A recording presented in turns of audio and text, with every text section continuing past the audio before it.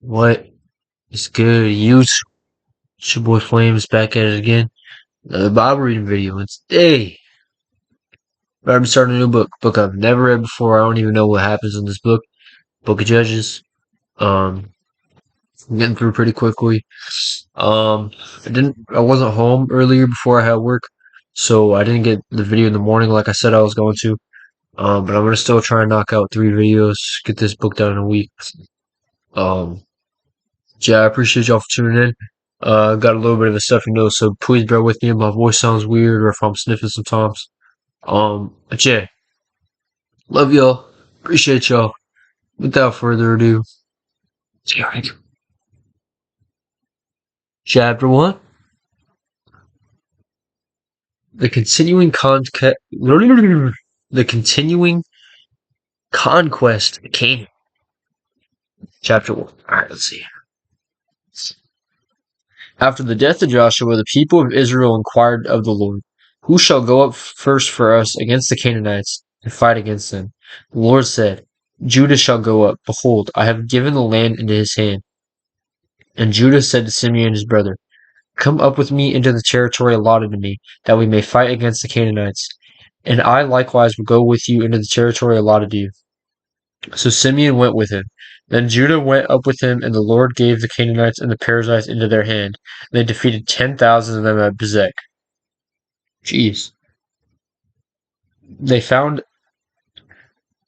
Adoni Bezek at Bezek and fought against him and defeated the Canaanites and the Perizzites. Adoni Bezek fled, but they pursued him and caught him and cut off his thumbs and big toes. And Adoni Bezek said, 70 kings with their thumbs and their big toes cut off used to pick up scraps under my table. As I have done, so God has repaid me. They brought him into Jerusalem, and he died there. And the men of Judah fought against Jerusalem and captured it and struck it with the edge of the sword and set the city on fire. And afterward the men of Judah went down to fight against the Canaanites who lived in the hill country and in the Negeb in the lowland. And Judah went against the Canaanites who lived in Hebron. Now the name of Hebron was formerly Kiriath Arba. And they defeated Sheshai and Animan and Talmai. From there they went against the inhabitants of Debir. The name of Debir was formerly Kiriath Sepher.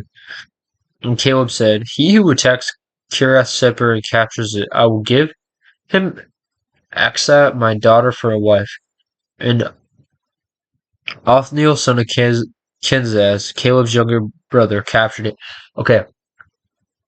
Nowadays, this is kind of a common thing that I'll say a lot while reading these old passages. Obviously, now it would sound really weird for somebody to say, if you do something, I'll give you my daughter. Like, it sounds weird. But that's just how society worked back then. Fathers were paid a dowry for their daughter, which is like a large sum of money based off like let's say you had a daughter that was like very beautiful. Okay, women, their rights weren't the same back then as they are now.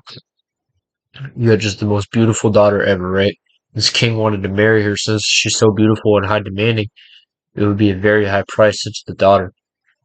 So he's basically saying like, if you capture the city, she's yours to marry. They also didn't sleep around back then like they do nowadays. Like, it's different. Like, bro, now, like, it's very normal for the average person to have, a few bodies under their belt. Back in the day, man, they're stoning you. Like, think about how crazy, drastically different that is. But yeah, let's get back on track. Caleb's younger brother captured it, and he gave him Aksa, his daughter, for a wife. When she came to him, she urged him to ask her father for a field. And she dismounted from her donkey, and Caleb said to her, What do you want? She said to him, Give me a blessing, since you have sent me to the land of the Negeb. Give me also springs of water. And Caleb gave her the upper springs and the lower springs.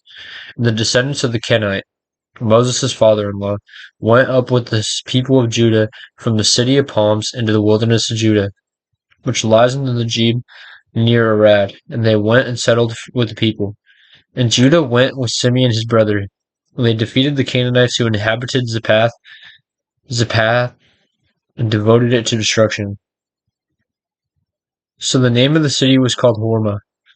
Judah also captured Gaza with its territory, and Ashkelon with its territory, and Ekron with its territory. And the war was with Judah, and he took possession of the hill country. But he could not drive out the inhabitants of the plain because they had chariots of iron. And Hebron was given to Caleb, as Moses had said. He drove out from it the 3 sons of Anak.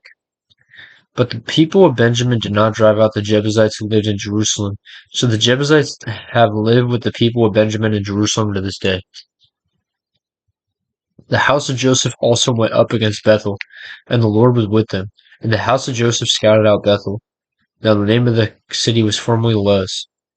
The spies saw a man coming out of the city, and they said to him, Please show us the way into the city, and we will deal quietly with you. And he showed them the way into the city. And they struck the city with the edge of the sword, but they let the man and all his family go. And the man went into the land of the Hittites and built a city that called its name Luz. That is the name to this day. Failure to complete the conquest. Manasseh did not drive out the inhabitants of Bethshean and its villages, or Tanakh and its villages, or the inhabitants of Dor and its villages, or the inhabitants of Eblim and its villages, or the inhabitants of Megiddo and its villages. For the Canaanites persisted in dwelling in that land.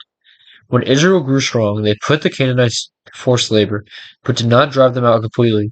And Ephraim did not drive out the Canaanites who lived in Gezer. So the Canaanites lived in Gezer among them.